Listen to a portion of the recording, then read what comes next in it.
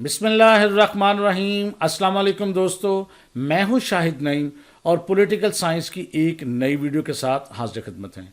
दोस्तों, आज की हमारी वीडियो का मौजू है approaches to the study of political science, यानी पॉलिटिकल साइंस में जो अप्रोचेस इस्तेमाल की जा रही हैं वो आज के इस वीडियो का मौजू है।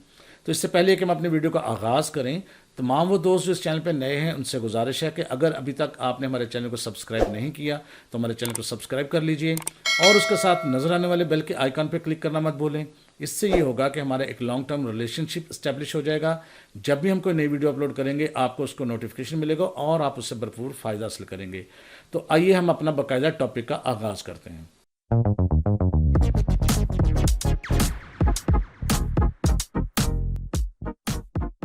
तो दोस्तों, जैसा कि मैंने आगाज़ में कहा कि आज का हमारा मौजू है approaches to the study of political science. तो पॉलिटिकल साइंस की स्टडी के अंदर कौन कौन सी अप्रोचेस मेन हैं और अहम किरदार अदा करती हैं। सबसे पहले है traditional approach.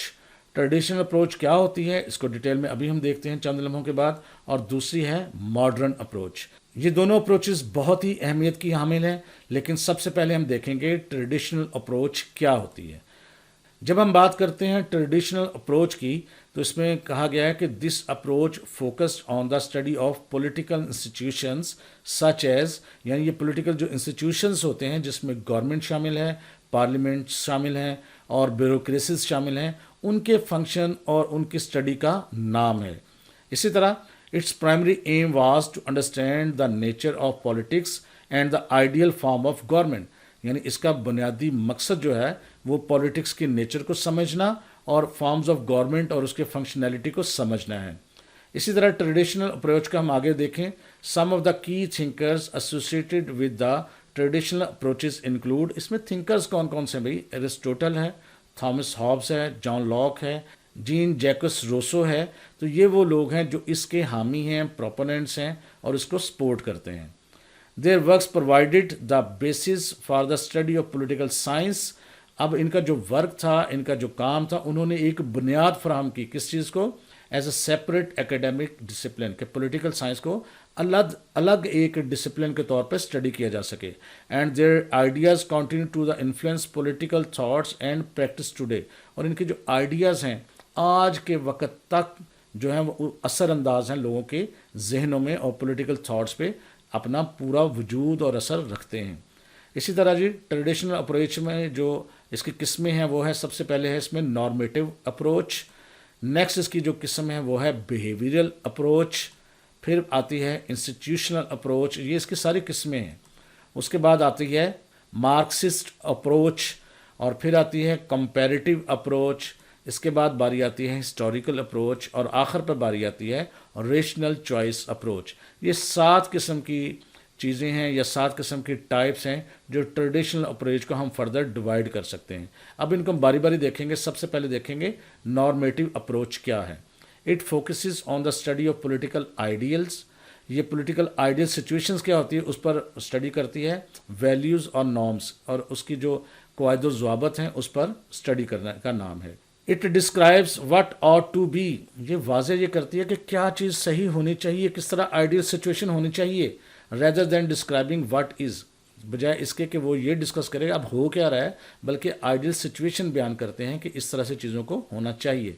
Normative approach of political science also involves the study of ethical and moral principles that should guide political behaviour. वो कहते हैं जो आपके मॉरल और एथिकल प्रिंसिपल्स हैं उसकी स्टडी का नाम है जो पॉलिटिकल बिहेवियर को शेप अप करते हैं। तो ये सारी की सारी चीज़ें कौन सी हैं, नॉर्मेटिव अप्रोच का हिस्सा हैं।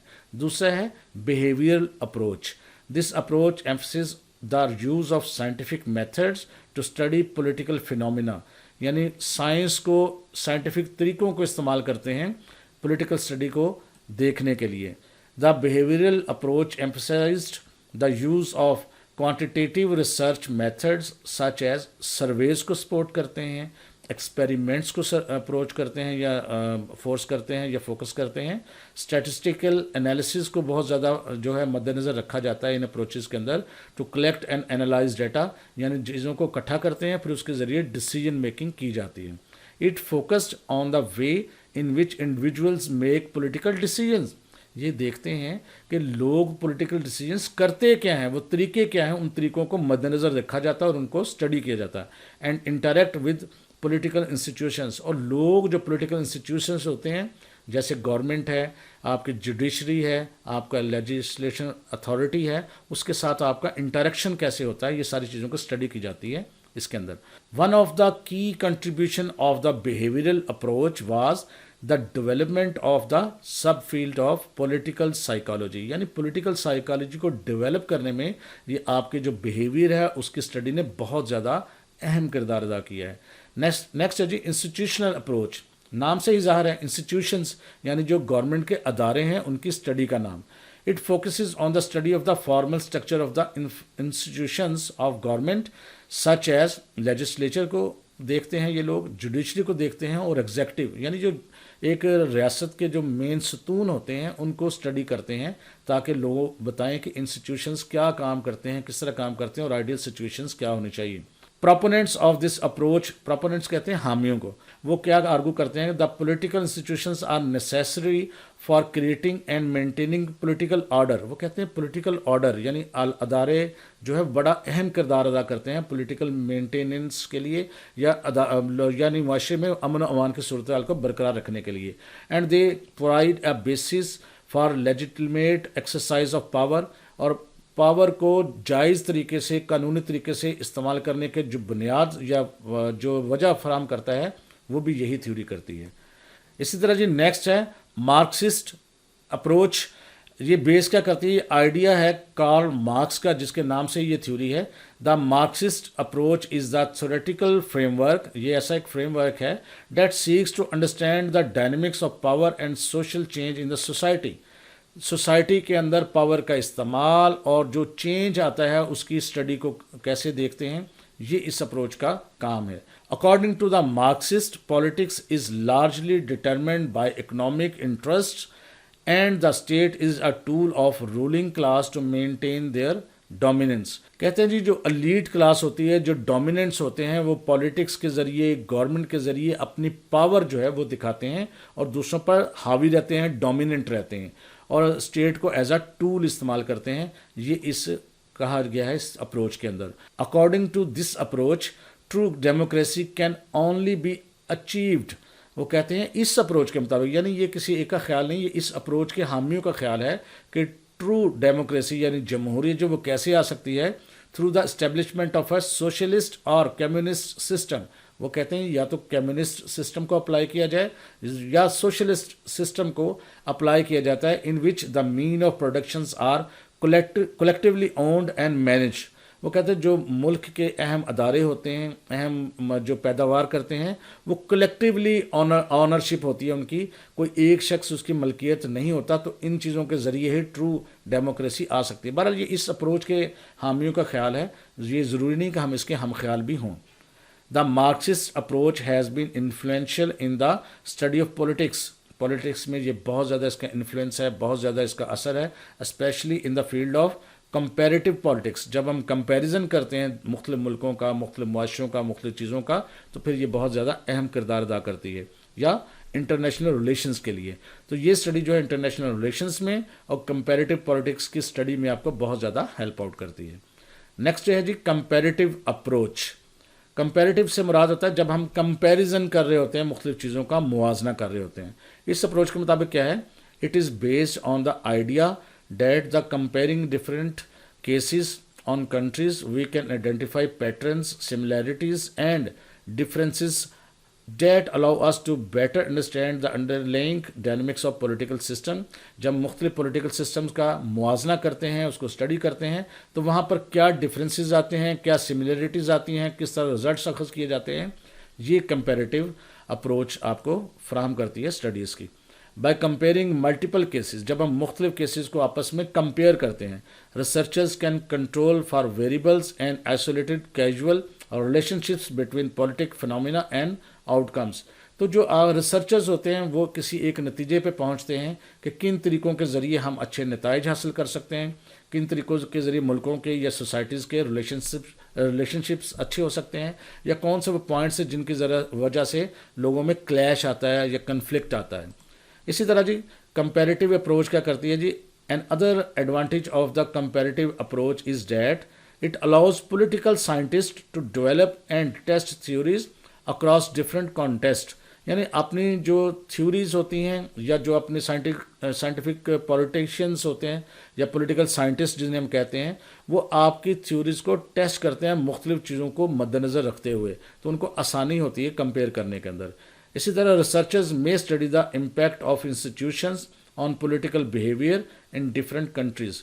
तो जो रिसर्चर्स हैं ये बहुत ज़्यादा असरअंदाज होती है, उनको इंस्टीट्यूशंस क्या रोल प्ले करते हैं, किस तरह असरअंदाज होते हैं, ये मुख्तलिफ ममालिक में किस तरह असरअंदाज होते हैं, इन चीज़ों को स्टडी करते हैं। और examine the factors that contribute to democratic transitions in the different regions of the world. और किस तरह जो पॉलिटिक्स है वो असरअंदाज होती है दुनिया के मुख्तलिफ खित्तों में, मुख्तलिफ हिस्सों में लोगों का बिहेवियर कैसा होता है, ये सारा का सारा हम कंपेरेटिव अप्रोच के ज़रिए देखते हैं।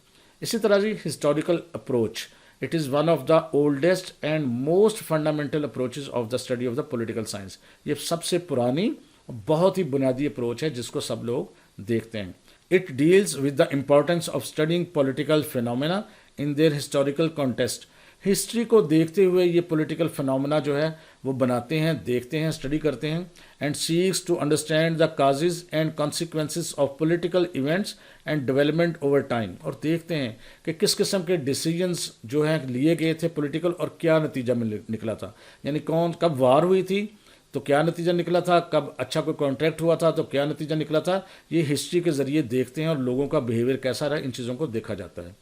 Historical political scientists often focus on the analysis of key historical events। historical जो साइंटिस्ट होते हैं पॉलिटिकल साइंस के, वो फोकस करते हैं कि कब कोई इवेंट हुआ था एंड मूवमेंट्स, और कब कोई तहरीक चली थी, कब कोई अहम वाक़या पेश आया था, सच एज रेवोल्यूशंस, कब कोई इनकलाब आया था, वॉर्स या जंग हुई थी, एंड सोशल मूवमेंट, किस किस्म के सोशल मूवमेंट हुई थी, तो उसके नतीजे में क्या रिजल्ट्स आए थे, क्या बिहेवियरल अप्रोच या तब्दीली आई थी, या लोगों के रवैयों में क्या तब्दीली आई थी, और डिसीजन मेकिंग में बहुत ज़्यादा हेल्पफुल होती है।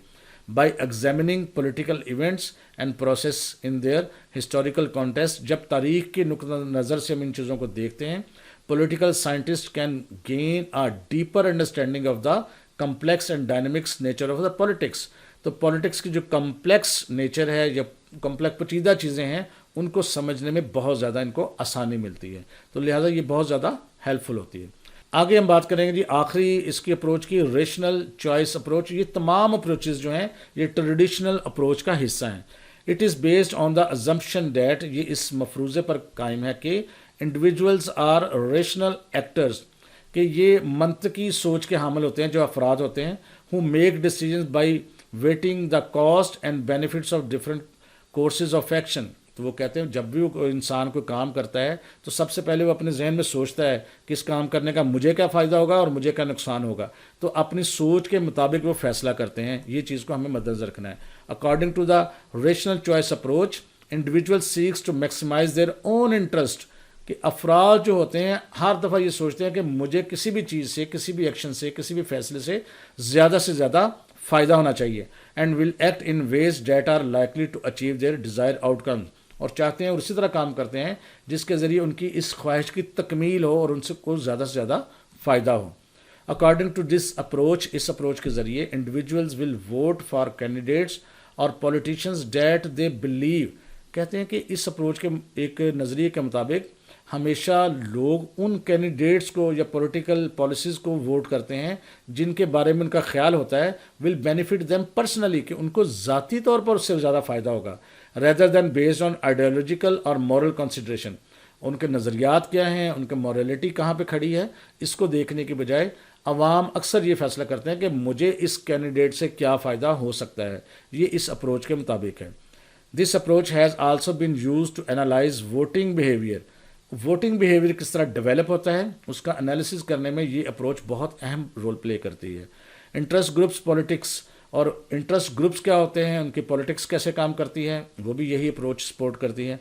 And the behaviour of political elites, और पॉलिटिकल एलिट्स यानी जो तबका होता है एक आला जो टूल के तौर पर रियासत को इस्तेमाल करके डोमिनेंट रहता है, उसका बिहेवियर क्या होता है, ये सारा का सारा इस रैशनल अप्रोच के ज़रिए دیکھا جاتا ہے. تو یہ تھی جی آپ کی ٹریڈیشنل اپروچ. ماڈرن اپروچ کے لیے ہم نیکسٹ ویڈیو میں لے کے آئیں گے کیونکہ ویڈیو لمبی ہو گئی ہے, اور اس چیز کو آپ سمجھنے کی کوشش کریں. بہت امپورٹنٹ ٹاپک ہے, تقریباً ہر ایگزام میں یہ پوچھا جاتا ہے.